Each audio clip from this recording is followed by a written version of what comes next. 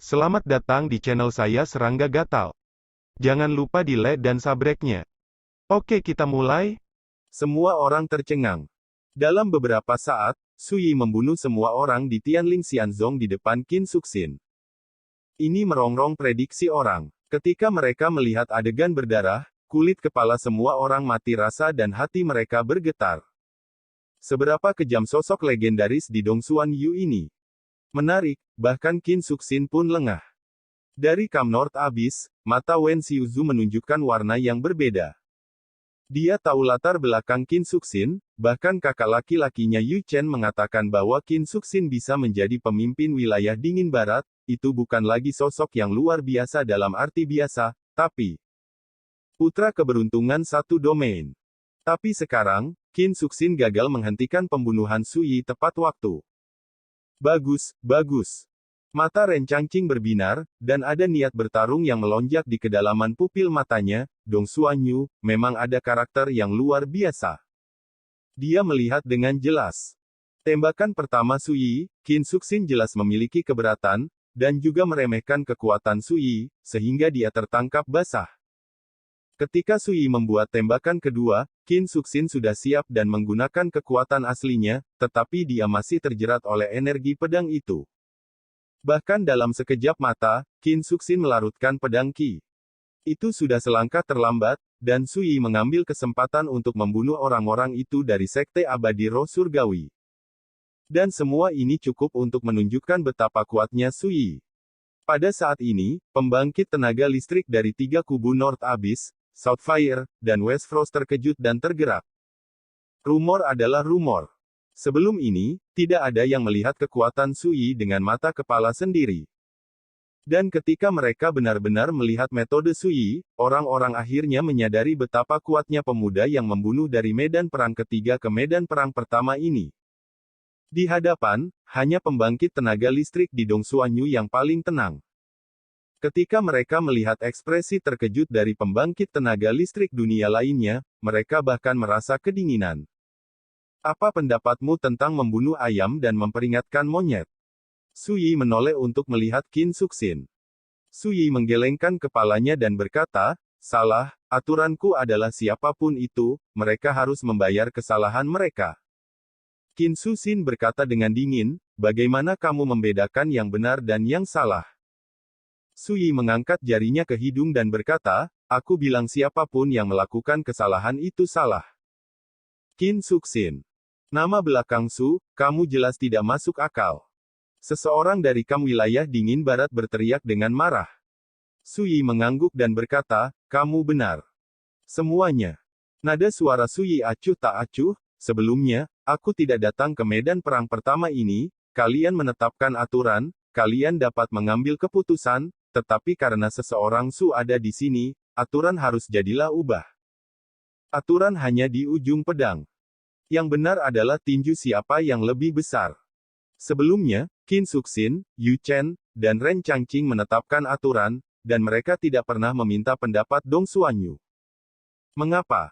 Sangat sederhana, kubu Dongsuan Yu tidak memiliki pemimpin, terlalu lemah. Ini kenyataan, aturan dibuat oleh yang kuat, dan yang lemah hanya bisa menurut.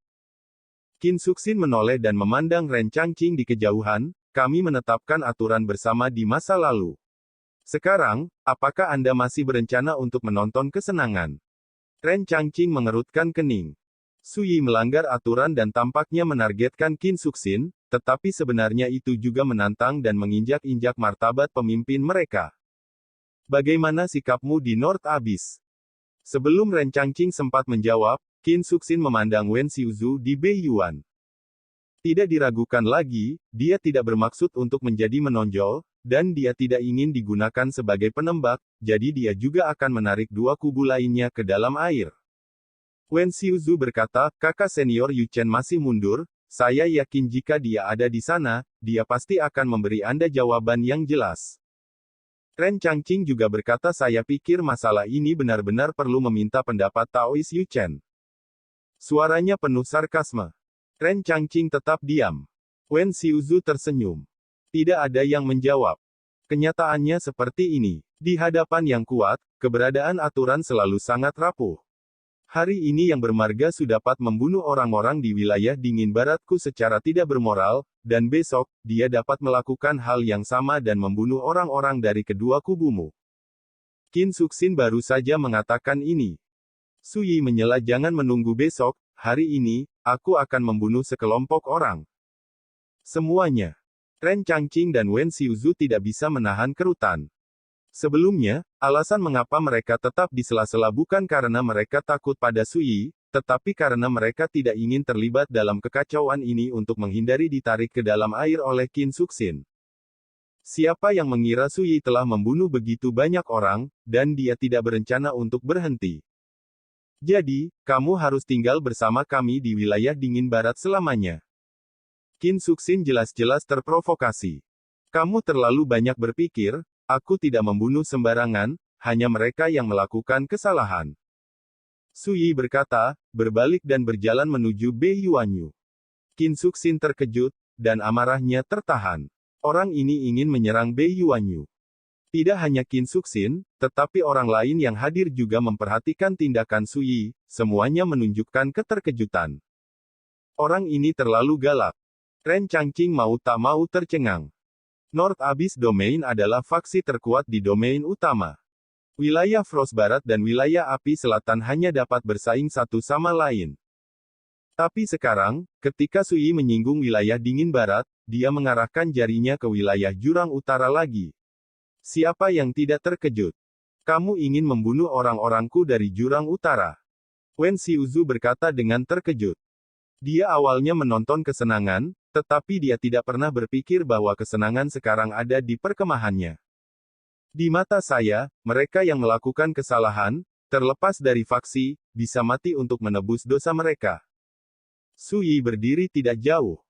Mata Wen Xiuzhu berkedip, dan dia berkata, kalau begitu, bisakah aku tahu, siapa di antara pembangkit tenaga listrik di Abis Utaraku yang dianggap pendosa olehmu? Su Yi menyebut nama tanpa ragu-ragu Li Xiaolin. Begitu kata-kata ini keluar, pria kuat di wilayah Beiyuan tanpa sadar menatap orang yang sama. Itu adalah pria berjubah hitam dengan wajah tampan dan menggoda. Ini Li Xiaolin. Tiba-tiba, wajahnya berubah tiba-tiba, dan dia tersenyum marah. Saya tidak punya keluhan dengan Anda, mengapa Anda menargetkan saya? Su Yi berkata, salah, saya tidak hanya menargetkan Anda, tetapi juga rekan Anda. Kelopak mata Li Xiaolin melonjak, seolah menyadari sesuatu, ekspresinya tidak menentu. Wen Xiuzhu bertanya, ada apa? Katakan padaku, jika itu bukan salahmu, aku tidak akan membiarkanmu diganggu. Semua orang juga sangat bingung, dan semua memandang Li Xiaolin. Li Xiaolin berkata dengan sungguh-sungguh, aku bersumpah demi Tuhan, aku tidak bisa memikirkan saat ketika aku menyinggung Su Yi ini. Sungguh. Su Yi tersenyum dan berkata, biarkan semua kaki tanganmu keluar, membunuhmu, dan aku akan menghukummu lagi. Semuanya. Saya harus mengatakan, Su Yi memang terlalu kuat, dia tidak repot-repot menjelaskan apapun, dia akan membunuh begitu dia muncul. Su, kamu terlalu lancang. Li Xiaolin berkata dengan marah, di mana aku menyinggungmu, dan membiarkanmu menargetkannya seperti ini. Su Yi mengabaikannya dan berkata pada dirinya sendiri, aku menghitung 3 kali, jika kamu tidak melakukan apa yang aku katakan, aku akan membuatmu menderita penghinaan dan mati. Nadanya ringan dan lapang. Arti kata-katanya, seperti gelombang dingin yang menusuk tulang, menyapu penonton. Wen Xiuzhu memasang wajah muram dan berkata, Li Xiaolin, hal memalukan apa yang telah kamu dan kaki tanganmu lakukan akhir-akhir ini? Saya. Li Xiaolin membuka mulutnya untuk menjelaskan. Su Yi sudah terdengar di lapangan 1. Lonceng bergema seperti bel yang mengancam jiwa, bergema di telinga orang, membuat suasana di lapangan tegang dan tiba-tiba tertekan. Bicaralah. Wen Xiuzhu berkata dengan dingin, saya sudah menyatakan posisi saya, jika itu bukan kesalahan Anda, saya tidak akan pernah membiarkan Anda diganggu. Apakah Anda punya hal lain untuk dikatakan? Li Xiaolin menarik napas dalam-dalam dan berkata, sejujurnya, beberapa hari yang lalu, saya dan beberapa rekan lainnya berjuang untuk sebuah kesempatan dan memiliki konflik dengan 2 orang kuat di wilayah Dongsuan. Tetapi saya dapat menjamin bahwa tidak ada pembunuhan yang dilakukan, dan keduanya masih hidup. Su Yi terdengar lagi. 2. Momentum. Dari awal hingga akhir, tidak ada penjelasan alasannya. Hal ini juga membuat hati semua orang bergetar. Ini semacam dominasi dari lubuk hatiku. Tidak repot menjelaskan apapun, dan tidak masuk akal. Jika Tuan mengeluarkan dekret, dia ingin membunuh. Orang ini benar-benar terlalu kuat. Qin Suxin diam-diam berkata. Setelah tenang, dia menyadari bahwa sejak Su Yi muncul hingga saat ini, hampir tidak ada omong kosong. Tidak ada ancaman atau keberatan. Perhatikan bahwa dia menghadapi semua kekuatan besar dari Kam Domain, tetapi dia tidak peduli sama sekali. Seberapa besar kepercayaan diri yang kamu miliki untuk membiarkan dia menjadi liar seperti ini? Mata Ren Changqing berkilat. Untuk pertama kalinya dalam hidupnya, dia melihat ada karakter gila dan tidak masuk akal seperti Su Yi di dunia ini. Atmosfer telah ditekan hingga mencekik. Wen Xiuzu sudah mengerti segalanya saat ini, dia membuat keputusan yang menentukan dan berkata Su Yi, ini hanya pertempuran kebetulan, belum lagi kalian berdua di Dongsuanyu, tetapi tidak satu pun dari mereka dalam bahaya. Tetapi kamu ingin membunuh, bukankah itu terlalu berlebihan? Dia sudah marah. Su Yi ini benar-benar gila, tidak hanya menginjak-injak aturan, tetapi juga membunuh orang karena konflik, betapa sombongnya. Li Xiaolin juga berkata dengan dingin, itu benar, jika itu hanya masalah sepele, aku akan membiarkanmu membunuh orang dengan santai. Anda di Dongsuanyu, dengan hormat mengambil jalan memutar. Begitu kata-kata ini keluar, ada keributan di antara hadirin. Su Yi masih mengabaikannya, hanya mengeluarkan sepatah kata dari bibirnya. 3. Satu kata, jelas dan jelas, bergema di telinga semua penonton. Semua orang tiba-tiba tegang. Su Yi sudah berjalan menuju Li Xiaolin. Sendiri. Tapi tidak ada anak. Ini memang istilah yang menghina, tapi mari kita luangkan waktu sejenak, toh Bibi Su memang terlalu sombong. Balikkan halaman untuk melihat pembaruan kelima. Benarkah? Semua orang yang hadir terkesan dengan kekuatan Su Yi.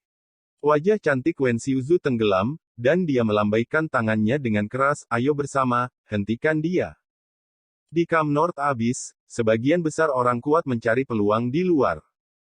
Tapi meski begitu, ada hampir 60 orang yang hadir. Setelah mendengar ini, semua orang kuat ini bergabung. Ledakan.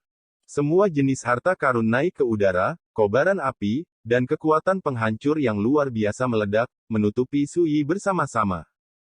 Dan yang tercepat adalah Wen Xiuzu. Dia seperti pelangi putih, menebas Su Yi dengan pedang. Di masa lalu, pemimpin Yu Chen sedang mundur, dan Wen Xiuzu bertanggung jawab atas Kam Bei Yuan. Kekuatannya telah lama terlihat oleh semua orang. Seperti dia memotong pedang ini, seperti pelangi putih menembus matahari, cepat seperti listrik, niat pedang yang mempesona membuat dunia berubah warna. Melihat dari kejauhan pun membuat jantung berdebar. Wen Xiuzu sudah berada di urutan kedua setelah Yu Chen di Kam Abyss Utara, dan sekarang memimpin kerumunan untuk menyerang bersama, lalu Su Yi takut dia menang, tidak mendapatkan banyak manfaat. Pikiran itu melintas di benak Ren Changqing, dan matanya tiba-tiba melebar. Melihat Su Yi mendengus dingin, tanpa menghindar atau menghindar, dia meninju dengan ringan. Ledakan. Energi pedang yang dipotong Wen Xiuzu langsung dihancurkan inci demi inci. Matanya yang indah sedikit terpejam, dan dia mengayunkan pedangnya dengan sekuat tenaga. Tapi saat berikutnya, disertai dengan raungan yang mengejutkan, Wen Xiuzu terbang dengan pedangnya terbalik. Satu pukulan dan itu menjatuhkannya kembali. Saat Su Yi melangkah maju, lengan bajunya bergemuruh seperti angin dan guntur, lalu menekan menuju kehampaan. Ledakan. Harta dan teknik rahasia yang ditampilkan oleh sekelompok orang di alam jurang utara di alam Xia benar-benar rentan terhadap niat pedang seperti itu dan langsung dihancurkan. Dan ketika niat pedang ini benar-benar terputus antara langit dan bumi, seolah jurang besar telah terbelah. Niat pedang yang kejam menyebar, dan sosok dari hampir 60 sosok di alam Xiaxia terbang lurus terbalik. Adegan ricuh dan teriak. Penonton di kejauhan semua kaget. Pedang, kekalahan besar. Pukulan ini jauh lebih dahsyat dan menakutkan daripada pukulan yang mengalahkan Wen Xiuzhu. Bahkan para pemimpin seperti Qin Suxin dan Ren Changqing mau tidak mau menyipitkan mata, dan ekspresi mereka sangat bermartabat. Sosok Sui muncul dari udara tipis, muncul di samping Li Xiaolin, dan meraihnya di tangannya. Dari awal hingga akhir, Sui hanya meninju dan meninju. Satu pukulan, menjatuhkan Wen Xiuzhu. Satu pedang, sapu musuh. Pada titik ini, pengepungan orang-orang kuat dari Kam Abis Utara telah runtuh. Dan Li Xiaolin diturunkan menjadi tahanan. Adegan itu membuat penonton nyaris terpana. Wen Xiuzhu tampak murung dan tidak yakin. Sebelumnya, dia dipukul mundur oleh pukulan, kekuatan mengerikan semacam itu membuatnya, putri arogan dari North Abyss, juga terpengaruh, dan dia memiliki ketakutan yang tersisa. Terlalu kuat. Pria yang tidak bisa melihat kultivasinya sama sekali seperti gunung suci yang menghubungkan langit dan bumi, memberikan perasaan yang tak tergoyahkan kepada orang-orang. Dan perasaan ini, hanya dia alami saat sparring dengan kakak seniornya Yu Chen. Mungkinkah dia dan kakak laki-lakinya adalah tipe orang yang sama? Suasana hati Wen Xiuzhu sedang anjlok. Dan mereka yang kuat di wilayah Northern Abyss semuanya ketakutan dan tidak berani bertindak gegabah. Dulu, mereka mandiri. Tapi baru sekarang aku menyadari bahwa menghadapi karakter yang menantang langit seperti Sui, tidak peduli berapa banyak orang di sana, itu tidak ada artinya. Tolong, Pak. Dalam suasana yang menyedihkan, Li Xiaolin berteriak ngeri, yang tampaknya sangat keras. Sui berdiri di sana, memegang leher Li Xiaolin di satu tangan, dan berkata dengan acuh tak acuh, orang yang ingin saya bunuh, tidak ada seorang pun di surga dan di bumi yang dapat menyelamatkan. Ketika dia berbicara, ujung jarinya mengerahkan kekuatan, dan kekuatan yang ganas dan mendominasi menyebar. Li Xiaolin tiba-tiba tampak tertunda, daging dan darahnya berjatuhan, dan tulang-tulangnya hancur berkeping-keping. Semua orang bergidik dan mau tidak mau memikirkan apa yang dikatakan Sui sebelumnya, ingin Li Xiaolin mati dalam penghinaan. Berhenti. Wen Xiuzhu menggertakkan giginya dan berkata, Sui, apakah kamu melakukan ini untuk menjadi musuh totalku di Beiyuan? Sui meliriknya dan berkata, mengucapkan kata-kata seperti itu hanya dapat membuktikan betapa bodohnya kamu. Suara masih bergema. Tubuh Li Xiaolin langsung hancur berkeping-keping. Dan jiwanya dibawa oleh Sui di tangannya, dan dia berkata pada dirinya sendiri, namun, Anda dapat yakin, saya hanya membunuh orang berdosa yang telah melakukan kesalahan. Ledakan. Indra ilahinya seperti pedang, menggali ke dalam jiwa ilahi Li Xiaolin dan mulai mencari jiwanya. Dari awal hingga akhir, tidak ada yang berani menghentikannya. Bahkan Wen Xiuzhu gemetar karena marah, tetapi pada akhirnya dia tidak melangkah maju untuk menghentikannya. Sudah pada saat ini, sebagai sosok di ranah Juxia, siapa yang tidak bisa melihat betapa menakutkannya Sui? Jangan bilang tidak ada yang berani menghentikannya. Sebagian besar orang kuat di Abis Utara dikejutkan oleh cara Sui yang mendominasi dan kejam. Saat ini, apakah itu wilayah kebakaran selatan atau wilayah dingin barat, wajah semua orang sulit untuk menyembunyikan keterkejutan mereka. Sui, sosok legendaris Dong Xuanyu, terlalu kuat. Beberapa orang bahkan ingat bahwa beberapa hari yang lalu, di dekat dojo resepsi ini, saya tidak tahu berapa banyak orang yang memprovokasi Sui dan ingin Sui naik ke resepsi dojo, untuk melawan Lu Meng. Namun pada akhirnya, badai itu berakhir dengan kekalahan Lu Meng di tangan para monster. Sekarang, melihat cara Sui, orang-orang akhirnya menyadari betapa beruntungnya Lu Meng yang takut kencing di celana. Jika itu tembakan Sui, bagaimana Lu Meng bisa selamat? Dalam sekejap, roh Li Xiaolin runtuh di antara telapak tangan dan jari Sui. Dia telah mencari jiwanya dan melihat adegan Li Xiaolin dan kaki tangannya memutilasi King Shi Sword Immortal dan Jie Kong Sword Mong. Seperti yang dikatakan King Shi Jianxian, cara orang-orang kuat di Abis Utara ini sangat kejam dan tercela. Tarik. Cepat, kembali ke puncak Beiyuan. Pada saat yang sama, di Camp Beiyuan, 6 sosok tiba-tiba tersapu dan melarikan diri menuju puncak Beiyuan. Adegan ini terjadi sangat tiba-tiba dan membuat semua orang bingung. Tapi Sui tahu bahwa keenam orang itu adalah kaki tangan Li Xiaolin, dan mereka memilih untuk melarikan diri saat ini karena mereka jelas-jelas menyadari sesuatu yang buruk. Terlambat. Sui acuh tak acuh. Lengannya melambai. 6 pedang meraung, tidak peduli seberapa cepat mereka melarikan diri, mereka semua terbunuh di tempat. Adegan kematian berdarah membuat banyak orang bergidik. Wajah cantik Wen Xiuzu sudah pucat pasi, dan matanya penuh amarah. Tapi Sui sepertinya tidak sadar. Dia melihat ke atas dan menyapu penonton dan berkata, "Sekarang, saya akan menghukum mereka." Saat dia berbicara, hujan ringan muncul di ujung jarinya, menguraikan tirai tipis, memantulkan adegan demi adegan. Di layar, proses Li Xiaolin dan yang lainnya membunuh King Shi Sword Immortal dan Jie Kong Sword Mong untuk merebut peluang. Setelah semua orang melihatnya, mereka benar-benar mengerti. Tindakan Li Xiaolin dan lainnya memang terlalu tercela, tidak hanya menghancurkan tubuh Jie Kong Sword Mong, tetapi juga melukai jiwa lawannya. Yang lebih keterlaluan adalah jika King Shi Jianxian melarikan diri dengan cepat, dia akan hampir dimusnahkan. Pembangkit tenaga di Kamdong Suanyu dipenuhi dengan kemarahan yang benar dan mengertakkan gigi karena marah.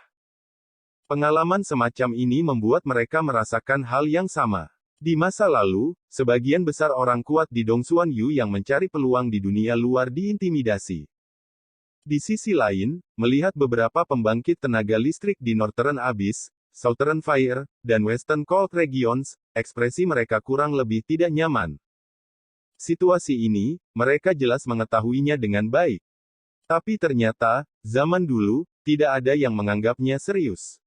Seperti yang dikatakan Li Xiaolin ketika dia menghina King Shi Jianxian, jika bukan karena aturan dan peraturan, orang-orang kuat di Dongsuan Yu akan dibunuh sejak lama.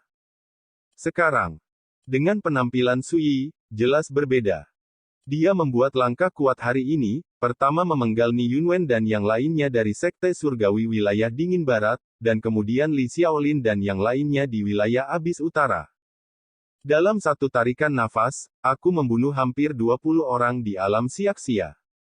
Aturan dan prinsip apa, semua diinjak oleh Sui dengan kekuatan mutlak.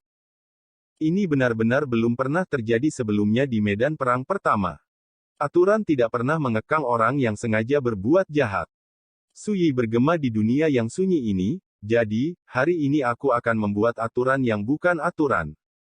Suaranya terhenti sejenak, lalu melanjutkan, mau bersaing boleh, ambil peluang boleh, tapi siapapun yang menggunakan cara tercela untuk mempermalukan yang kuat di domain Dongsuan saya akan membunuh mereka dengan Sui. Ledakan. Sebaliknya, pembangkit tenaga listrik dari 3 kubu domain lainnya tampak sangat sunyi. Aturan ini tidak buruk. Ren Changqing mengelus dagunya sambil berpikir. Dia berpikir bahwa karakter kejam yang mendominasi seperti Sui pasti akan menetapkan aturan ketat yang tidak dapat diterima oleh orang-orang di kamp mereka. Tapi saya tidak pernah berpikir bahwa aturan Sui akan sesederhana itu. Hanya untuk melindungi Dongsuan Yu yang kuat agar tidak diganggu. Qin Suxin, Wen Xiuzu, dan lainnya jelas terkejut, dan aturannya jauh lebih baik dari yang mereka harapkan. Sudah selesai, tanya saja, siapa yang menentang? Sui melihat sekeliling. Langit dan bumi sunyi, dan 4 bidang sunyi. Tidak ada jawaban. Diam sudah menjadi kebiasaan masyarakat dalam situasi dan saat ini. Karena tidak ada keberatan, saya anggap semua setuju. Setelah itu, Sui mengeluarkan kendi dan menyesapnya, lalu berbalik. Dari awal hingga akhir, tidak ada yang berani menghentikannya.